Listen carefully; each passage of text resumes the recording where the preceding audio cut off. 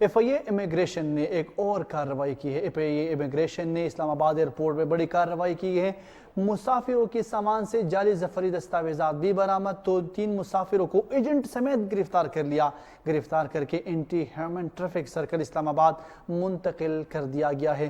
اس پر مزید تفصیل جانتے ہیں نمائندہ K2 ٹیلی ویژن زین ہاشمی سے۔ زین، آگاہ کیجئے۔ بہت شکریہ۔ دیکھیں کہ FIA امیگریشن کی اسلام آباد ایئرپورٹ پر بڑی کارروائی ہے۔ جعلی سفری دستاویزات پر بیرون ملک جانے والے 3 مسافروں کو جو ہے ایجنٹ سمیت گرفتار کر لیا۔ میں آپ کو بتاتے چلوں کہ گرفتار ملزمان میں توصیف، شہروز علی، جعفر حسین اور جو ایجنٹ تھا اظہر حسین، یہ بھی اسی فلائٹ میں سفر کر رہا تھا، اس کو بھی گرفتار کر لیا۔ ملزمان کا جو تعلق بتایا جا رہا ہے وہ گجرات، منڈی بہاؤدین اور بہاولپور سے ہے۔